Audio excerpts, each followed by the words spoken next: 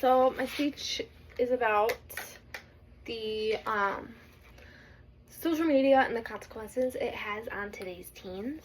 So social media is something that is still relatively new in the fact since that it was only the first app or website was only launched in 1997.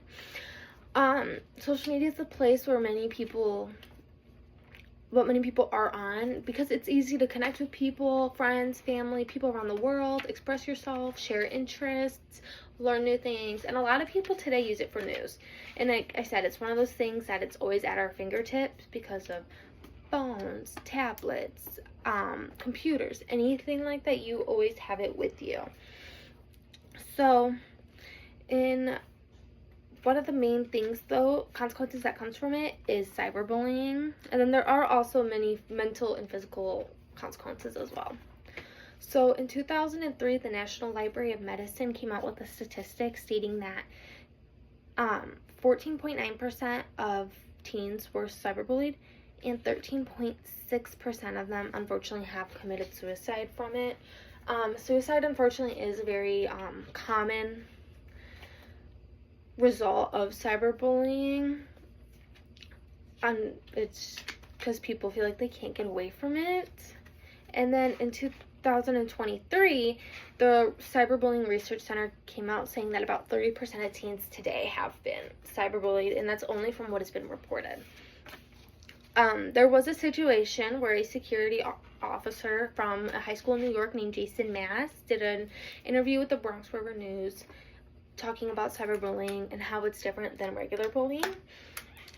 He focused a lot on how it is always there, meaning the victim can always go back and look at what was said about them or posted about them, even if they moved on from it. For example, it could be 2 years down the road and they are scrolling on their phone and see these texts or posts or what have you, and it could put themselves back into a negative mind space and how they felt before when they were originally being bullied.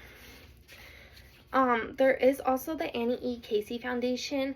They came out with an article regarding other consequences that may happen and be a result of bullying, many of them being mental and physical.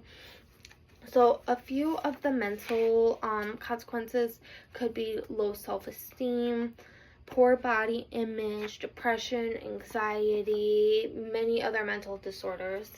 And with those, they typically do target females just because of how social media is, especially today, where it glorifies a specific look of a female and gives them praise and appreciation. They might want that as well. And then some physical consequences are self-harm. There are, again, suicide and unfortunately eating disorders as well, especially for younger girls, just because, again, they might see these women that are posted that look a specific way and they want to look like that, but they don't know how to achieve it. There is also, I've seen many cases where there is muscular and skeletal issues, just because they are if they want to look like these women but want to do it in a healthy sense, they are working out too much and overworking their bodies to the point where they are breaking and like shutting down.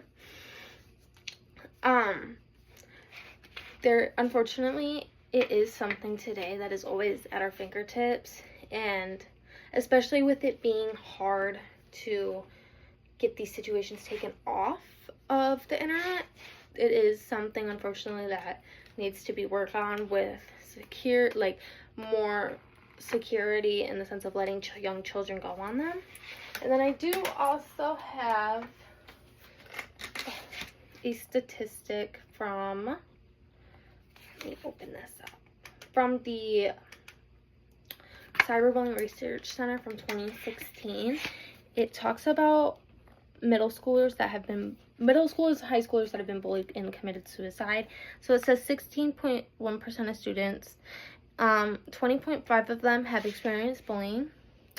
Only 4.3% of them have non-experience. 10.5% have been bullied online, and then 11.5% have only been bullied at school. And 31.6% of these students have been bullied both online and at school. And that number I feel like tends to be higher just because typically cyberbullying comes from online bullying, from bullying happening at school. Typically it is other students posting these about their victims. Thank you.